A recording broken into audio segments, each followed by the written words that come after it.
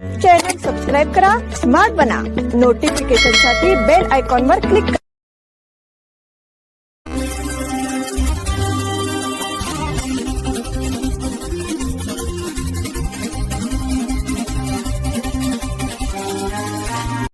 नमस्कार. स्मार्ट न्यूजच्या आजच्या बुलेटिनमध्ये आपलं स्वागत. सुवेंदू अधिकारी यांनी घेतली मुख्यमंत्रीपदाची शपथ.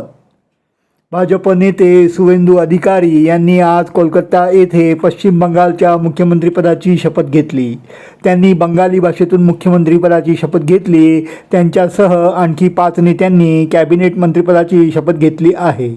सुवेंदू अधिकारी यांच्यासह दिलीप घोष, अग्निमित्रा पॉल, अशोक केतनिया, खुदीराम टुडू आणि निशित प्रामाणिक यांनीही मंत्रिपदाची शपथ घेतली.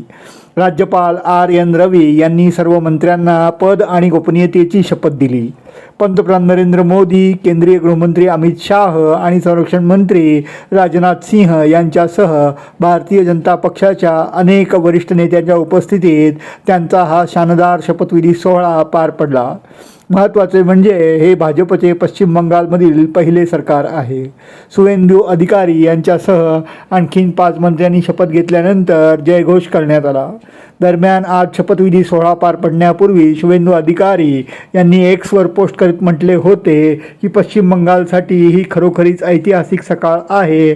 दूरदर्शी नेते आदरणीय पंतप्रधान नरेंद्र मोदी यांचं सिटी ऑफ जॉय कोलकात्यात आपलं स्वागत आहे, असं त्यांनी म्हटलं होतं. केरळच्या किनारपट्टीवर मान्सून दाखल. देशात मान्सूनच्या आगमनाकडे सर्वांचे लक्ष लागले आहे. हवामानातील बदलांच्या पार्श्वभूमीवर यंदाचा नैऋत्य मोसमी पाऊस वेळेवर आणि काहीसा वेगाने पुढे सरकत असल्याचे हवामान तज्ज्ञांचे निरीक्षण आहे. दक्षिण गोलार्धातील वातावरणात झालेल्या बदलांसोबतच हिंदी महासागर परिसरात तयार होत असलेली पोषक परिस्थिती यामुळे मान्सूनची वाटचाल अधिक सक्रिय झाली असल्याचे सांगितले जात आहे. दरम्यान किनारपट्टीवर 1 जूनच्या आसपास मान्सून दाखल होण्याची शक्यता अधिक बळकट होत आहे.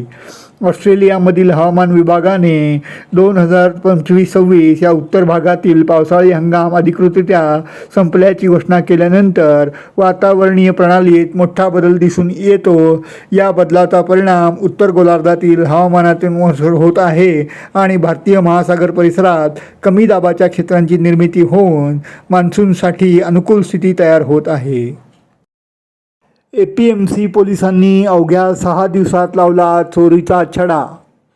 APMC पोलिसांनी अवघ्या 6 दिवसात बेळगावातील कुवेंपू नगर भागात झालेल्या घरफोडीचा छडा लावला आहे. या कारवाईत पोलिसांनी कोल्हापूर येथील त्रिकुटाला अटक केली आहे. त्यांच्याकडून सोने चांदीचे दागिने आणि 2 दुचाकी असा एकूण 4,71,074 रुपयांचा मुद्देमाल जप्त केला आहे. देवेंद्र उर्फ डब्या रमेश वाघमोरे राहणार कोल्हापूर, सचिन दत्तात्रय गवळी राहणार कोल्हापूर आणि कपिल उर्फ आप्पा बजरंग जाधव हातकणंगले अशी अटक करण्यात आलेल्या सराईत चोरट्यांची नावे आहेत. 3 मे रोजी कुवेंपू नगरमधील रहिवासी आणि निवृत्त प्राध्यापक अरुण वामनराव जाधव यांच्या बंद घराचे कुलूप तोडून चोरट्यांनी घरातील सोन्या चांदीच्या दागिन्यांवर डल्ला मारला होता. या प्रकरणी APMC पोलीस ठाण्यात गुन्हा दाखल करण्यात आला होता. पोलीस आयुक्तांच्या मार्गदर्शनाखाली APMC पोलीस स्थानकाचे निरीक्षक US आवटी यांच्या नेतृत्वाखाली विशेष पथक तयार करण्यात आले होते. या पथकाने चोरीच्या 6व्या दिवशी म्हणजेच दिनांक 8 मे रोजी या प्रकरणातील 3 आरोपींच्या मुसक्या ओढून त्यांच्याकडून किमती ऐवज जप्त केला आहे. हुबळी येथे किरकोळ कारणावरून ॲसिड हल्ला, 2 गंभीर. हुबळी शहरातील तारिहाळ परिसरातील वाजपेयी नगर येथे शनिवारी एका किरकोळ वादातून एका कुटुंबातील 5 जणांवर ॲसिड फेकल्याची धक्कादायक घटना घडली आहे. घरात मोबाईलवरून झालेल्या भांडणादरम्यान तांबे आणि पितळ स्वच्छ करण्यासाठी वापरले जाणारे रसायन अंगावर फेकण्यात आले. या घटनेत 1 वर्षाच्या चिमुरडीसह 5 जण जखमी झाले आहेत. या ॲसिड हल्ल्यात 33 वर्षीय सुरेश पत्तार आणि 24 वर्षीय राजेश्वरी पत्तार हे गंभीर जखमी झाले असून त्यांची प्रकृती चिंताजनक असल्याचे सांगण्यात येत आहे. तर श्रुती आणि रेश्मा या बालिकांना किरकोळ दुखापत झाली आहे. जखमींना तातडीने किम्स रुग्णालयात उपचारासाठी दाखल करण्यात आले.